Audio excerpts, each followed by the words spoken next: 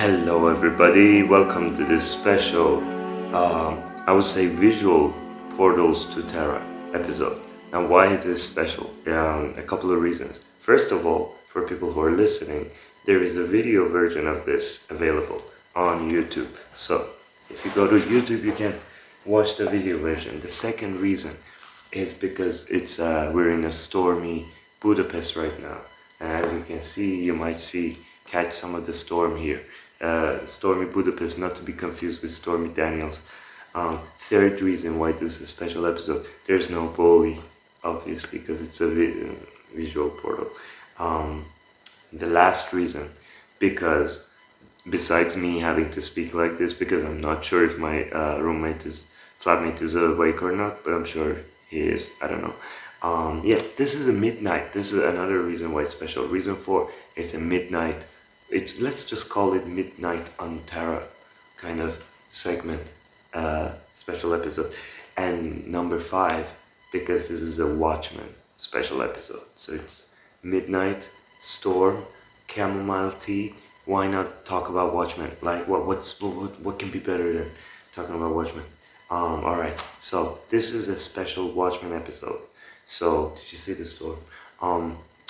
There was a thunder and you might hear the... Anyways, this is a special episode. There's gonna be Watchmen spoiler of the comic and the movie, and then in the end there will be spoiler for the TV show, the new one. I have some thoughts that I want to share about why this is probably my favorite comic. Not like yeah, I haven't read that many comics, but I'm familiar with them. Like I grew up watching like the Batman animated series and stuff. So I don't know if that counts, but as a person who wasn't a big comic. So first of all, let me tell you, I'm gonna give you spoiler warning. So if you don't want spoilers for Watchmen, leave now. If you want spoilers for the main story, but you haven't watched the series, the sequel yet, then stick around, and in the end I will give a spoiler warning about the, when we're gonna start talking about the series. I keep saying we. Who's we? It's me right here, and Stormy Daniels. Oh hey Stormy, Stormy Daniels is here. Let's begin. Watchmen. Like I said, I didn't really grow up reading comics, so I was pretty late to the party, but I'm trying to catch up. I read Watchmen a few years ago, like 2 years ago, I think. I was 24, can you believe it? Now I'm 26, and I don't know what happened. Like a pandemic came. This is a Watchmen episode, you know what? I'm not gonna, yeah. So, this is my favorite fucking comics, because as I started to read it, I just felt... I felt like I like it when the lore is big, when it's not just the story, when it's more than, when it's more than just a, just a linear story, and it encourages you, like the story encourages you to go and check other mediums and try to dig deep and then try to put together the pieces. Like there's a lore, it's mysterious. It just begins with going who the Minutemen are, and then you have to, here's the thing, I was reading the deluxe edition. That's, I think, how it should be done, because in between chapters there's complementary texts, and these complementary texts are like why I love this story. For example, in the first 4 chapters, it gives you the Hollis Mason's story about the Minutemen, and it starts to build, like slowly spoon-feed you what world we're in. Now, the world that we're in, what I love about it is that superheroes are a representation of America. So there were the Minutemen in the 50s, and in the 50s, so none of them have superpowers. they're just heroes in capes, normal people in capes with fighting abilities. Now these fighting abilities represent the, you know, the how what the heroes in the 50s were depicted. Like it was all before the era of nuclear science and all that, and like in the 80s, especially when like the US and the USSR, the Cold Wars and then the Red Scare and all that in America.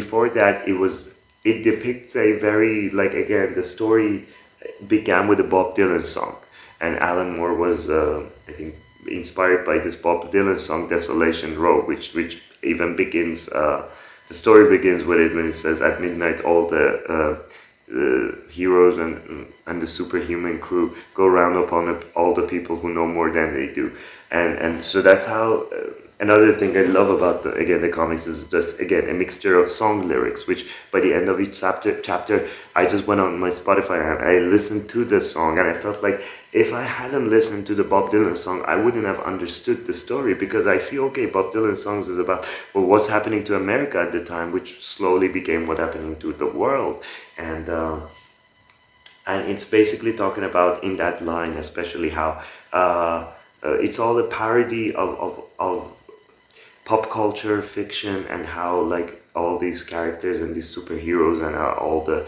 myths that have been spoon-fed to us are failing, and they're all like in this desolation row, and then it also recounts like the lynchings that were happening at the time, and so many dark and disgusting stuff, which was trying to be kind of like covered by all the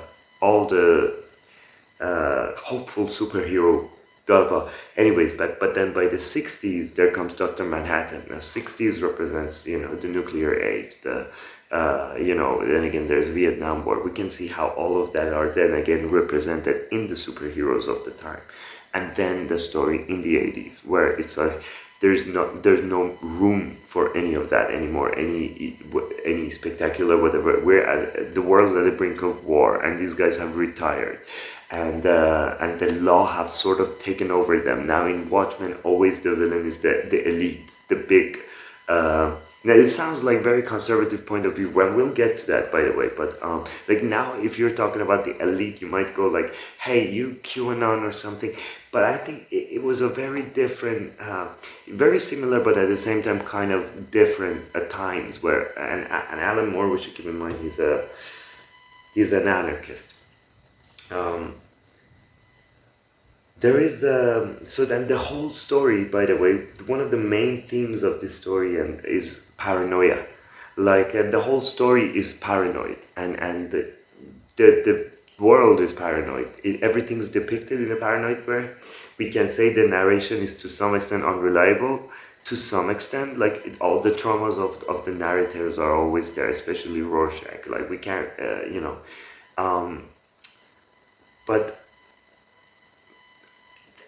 us thinking, like, as why I love the story is that I read the whole story thinking, who's the Cape killer?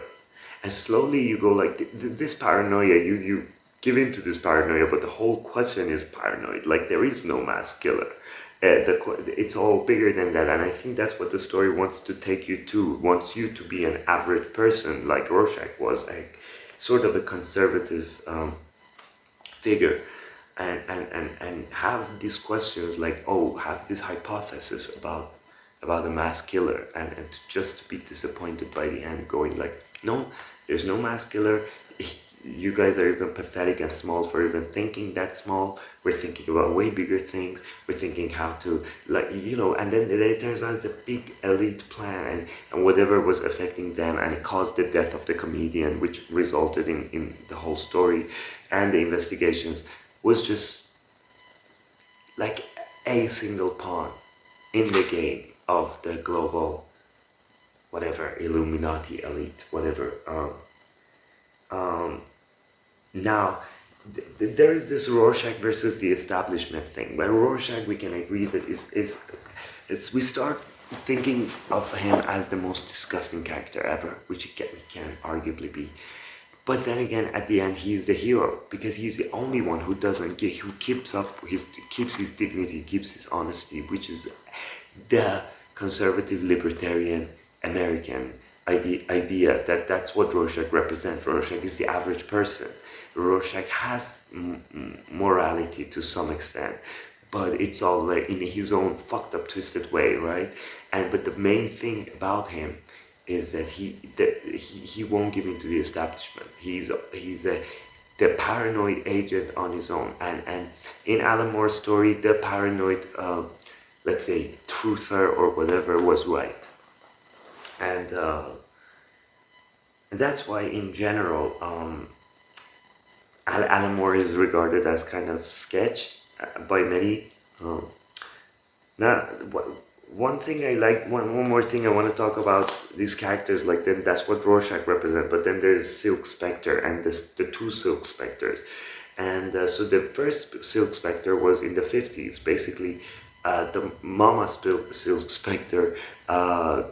She wasn't a fighter, she couldn't fight, she barely did anything. She was basically this sexualized figure of a woman that the corporations was selling. And but then the daughter actually could fight and was a superhero and was capable, but she was then cursed with the fact that she's supposed to be Silk Spectre the second. Silk Spectre the second. Silk Spectre's fuck.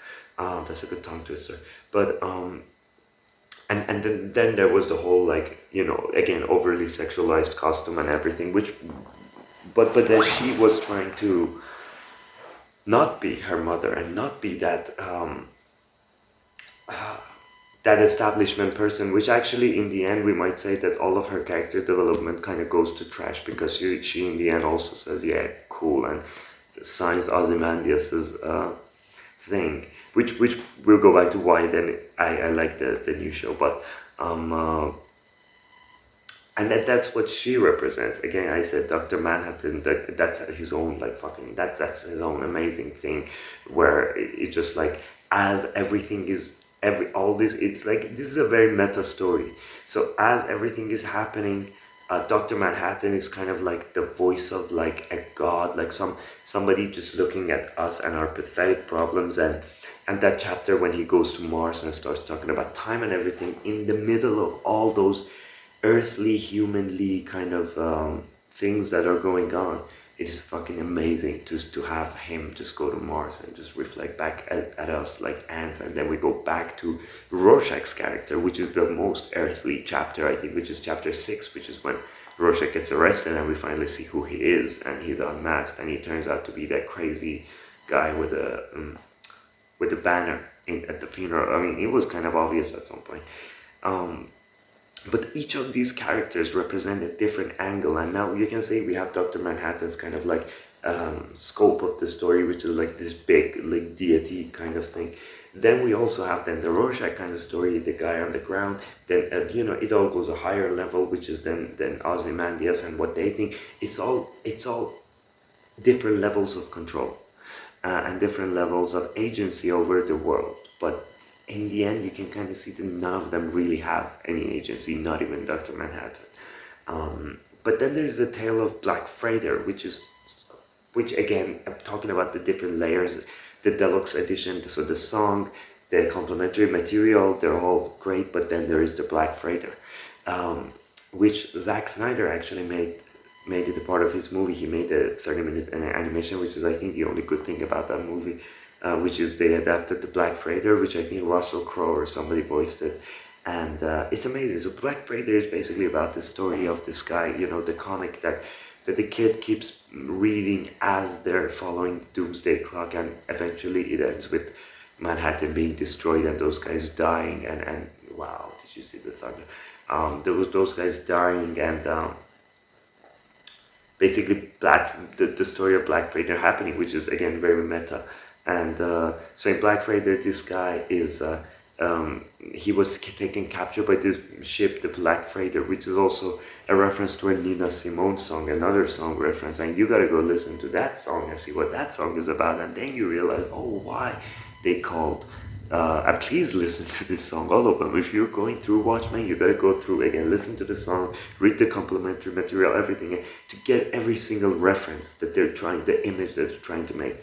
And so this Nina Simone song I'm not gonna go through the lyrics, but if you read it, you'll understand that. So this ship takes them and um, leaves him out there. Them headed for his island, where his wife and children are and everything. And he's there in this deserted island, and he has to make his way back home. And I don't know, like I don't specifically remember how, but he overcomes a lot of obstacles, and he finds his way back home. And throughout this journey, he goes to the depths of hell, and he becomes so paranoid and so again, back to the theme of paranoia, so fearful of the enemy, the Black Freighter, that as he goes to the island, he starts like kind of seeing things from a perspective. And again, back to the unreliable narrator, is that as you're reading it, you think that, okay, so this guy is I don't remember how it was depicted, like he sees like kind of a woman with another guy, and he assumes that if this guy is like courting her, and if that's happening, then the island must have already been taken or something like that. But what's actually happened is that the ship hasn't been here yet, or something like that. So he goes in and he actually starts slaughtering everybody, being so paranoid by the enemy that he actually slaughters his own people and his wife and children, thinking that the enemy has already gotten here, and he sees everybody as an enemy. And by the time that he's slaughtered everybody, the Black Freighter arrives, and he's already done the job for them. So crazy. That's why I'm telling this story. It's so cool. Anyways, and that's what's happening to America at the time. And at least according to Alan Moore, with the Red Scare, that America was so paranoid with Russia that they were kind of destroying themselves.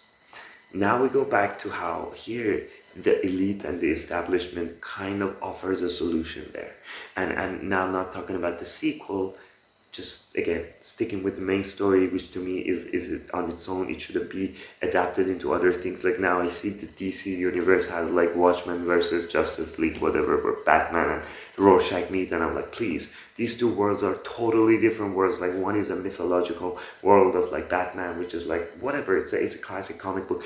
Watchmen is a statement, it's a sociology statement, it's a political studies statement. It shouldn't be mixed with the other super mythical world, because Watchmen is as realistic as possible in a way that they're depicting things. And then again, so it goes back to the octopus alien and how a big catastrophe could unite us all. Which again, looking at COVID, I don't think so, Mr.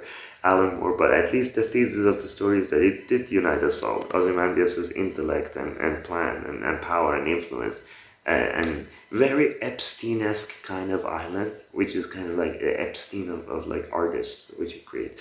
All of that is cool and it works, but to what extent? Like it works in the sense that it results in world peace, but many lost their lives. So for all those individual citizens of Manhattan who lost their lives, it wasn't worth it. And that's what Rorschach has enough humanity in him still, which is what's depicted. Now, I'm not justifying the character. The character's fucking disgusting, has a lot of fucking misogynistic, incel kind of thoughts, and yada yada, not to be idolized. But you gotta admit that in that moment, he's the hero. You are admiring him for being the only person when there's Dryberg and Specter and all these characters, well, they're deconstructed in that moment when they all give in and they say, all right, and maybe that's what I would do. Maybe that's the realistic thing to do. I mean, what are you gonna do? But Rorschach rather is dumb enough in a way to just walk out and be killed by Dr. Manhattan instantly, but stand for the truth and write that journal, which I mean later will be regarded as a conspiracy, most probably, and also according to the TV show. What I love about now talking about Snyder's story, what I really love about Watchmen is that is the experience. Like I said, you read it, like the pages, like for example, one of the most shocking things I think for any Watchmen reader was the pages when it's like a few pages of just like Manhattan and everybody's dead and the octopus tentacles staring at you, and there is one line that's something about and the brave new world or something, just one line, and that horrific image. And before that you don't really see anything that horrific. But in Zack Snyder's movie, he just went full Snyder with the blood and the gore and the cheesy music while it's slow motion blood, and everything looks black and dark in terms of like color editing, like black and blue, like the Snyder black and blue, which I really like the Justice League, his Justice League. So it looked amazing, this new Snyder cut. But I don't think it works well with Watchmen, because Watchmen is sort of sacred, and every freaking color used in the comics was on purpose. So I was looking for that image when I then went to watch the movie, and I was expecting that colors, those imagery. I didn't. It was Snyder, it was blood, cheesy blood, although some of the actors were amazing. Like I think that the Dryberg, Specter, and the Rorschach were amazing. Like the Rorschach actor, I've never seen him anywhere else, but he killed the character. So there is a lot of things we should give the movie credit for. But the Ozymandias sucked. The color things fucked up. The whole movie was full of blood.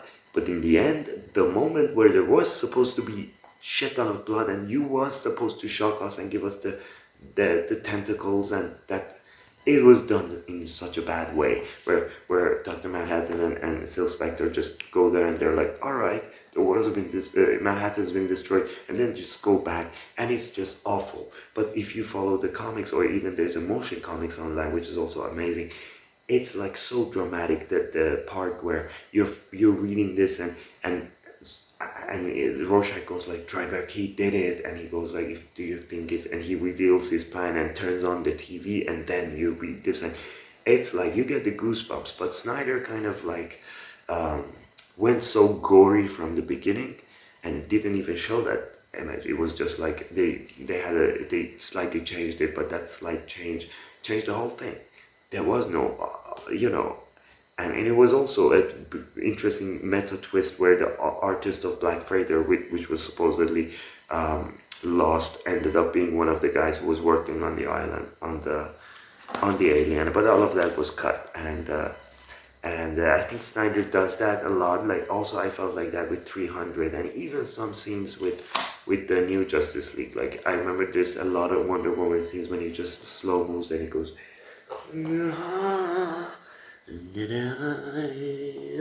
Middle Eastern music, and cool, but dude, like he overdoes it so much. And then there's fucking Simon Garfunkel, hello darkness, my old friend, kill me, what are you doing, man? But but I feel like it did not capture the essence of the story at all. Anyways, but the Black Freighter, that he did the Black Freighter story really well, and it was good to just like look at from the Hollis Mason book complementary material and everything, how it all comes together, and it was just 12 chapters, just enough. It shouldn't have been more, it shouldn't have been less. It's just 12 chapters, a powerful statement, and I think it's the most amazing comic book ever written. Now I'm also a big fan of other works of Alan Moore, before Vendetta and Killing Joke, and he got Prometheus. I still haven't read, but that's on my list. I'm gonna read Prometheus. Now we talked about the Snyder cut. Oh, one thing I also want to point out is that I really like how, and again, theft, inspiration, we talked about it. There's an episode about it, the Jacob episode 2 or something. But I don't really believe in like so Incredibles. Incredibles is basically a ripoff of Watchmen for kids, but it's good. I like it. It doesn't have the nuances. It doesn't go deep in. It just takes Watchmen's plot as a surface, and it just makes it a fathomable animation. And Incredibles is one of my favorite fucking movies ever. So I like, I like what they did with it, but we can start with like, yes, superheroes in the 50s, but now they have to retire, now they're trying to have a normal life, but adventure calls, there's a secret island when they're doing some secret thing, and the villain turned out to actually be secretly there's a villain like revelation where you must go like, oh, like, plot twist, and then he creates a threat that doesn't exist so he can come out as a hero. And so all of that is basically Watchmen. Like I think they've acknowledged it, the creators in certain interviews. Um, the whole world of Watchmen has a taste of anarchy in it. Uh, Besides, like, it's all Alan Moore is an anarchist, but then again, I was going to talk about this, that Rorschach nowadays maybe would have been a Trump supporter. He represents a part of America that is very underrepresented, and obviously, like, I don't want to get into politics, I said, but not a big fan of Trump, let's say, and in general, not a big fan of politicians. But here's the thing, that now we're gonna enter the new show, spoiler zone. If you haven't watched the Watchmen show, which is a sequel, we will spoil it now. So I like the show, although it wasn't a good show. It should not have continued. I know Damon Lindelof, who wrote it, who created it. He's a big Watchmen fan, but he's also the guy who created Lost, which is one of my favorite TV shows. And I always love like nuances of Lost, and I think this one also, his Watchmen had those nuances, because you can see that he's a big comic book fan and goes deep into those things that we really wanted. And it gives you a few episodes, and it ends with a cliffhanger, but then he decided not to create another one, and I think he made the right decision. But there are some episodes on their own that are masterpieces. For example, there's one about Hooded Justice. Like, we never knew who he was, why he wore that thing. There was, in the comics, they say it was a wrestler who died or whatever. But I really like how he modernized it, and he came up with the idea that Hooded Justice might have been from an African American at the time, who was like, there was all the lynchings happening, and actually the story happens in Tulsa, Oklahoma. So it's a very interesting, like, take on it, and I love that whole episode about Hooded Justice, and it explained a lot about, like, the whole myth of the character. But then again, I'm a purist. I'd prefer it if we didn't know who Hooded Justice is. But I can differentiate between the two.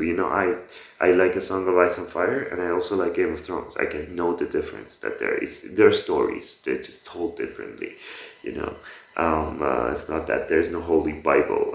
They're both different takes on it, and they're both great statements. One more thing I really loved about the show was that they actually included the scene that we didn't get to see in the movies. We get to see the whole Manhattan Destroyed Octopus scene in the best way possible. And we have another conservative character. I forgot his name, the mirror guy.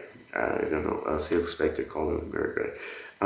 Oh yeah, and also we get to see where Silk Specter's character ended up. So it was more like a little bit of a redemption to the character development that she had going, and then suddenly it was just like, nah, she just bought into the system, and I really loved the direction they went with all those loose ends, but it was more like a fan fiction. And again, coming from Damon Lindelof, I take it, I think it was done well, it looked good, and that Mirror Guy character and that Mirror Guy episode was interesting, and I think it was a good representative, and it gave a good insight into conspiracy theory minded people, and the fact that sometimes they might get some things right, you know what I mean? Anyways, and what else? Just gonna take a look at this list. I think I talked about everything, and that is why Watchmen is one of my favorite fucking stories ever. Even if you listen to this and you haven't watched it, read it, or something, do so. I think by this time it should be 1 a.m. and I'm doing this. It was actually fun doing it with the lightning strikes and all the it was a very fucking heavy metal episode. Thank you for listening. I don't know how to close this. I've never closed this in person. I don't know, so I guess I'm gonna bye. The way. Oh, I'm just gonna fucking, why did I do that? But now I'm gonna have to close another way. I'm gonna close in a more. This is Auditory Portals to Terra. Prepare your brain to get fucked.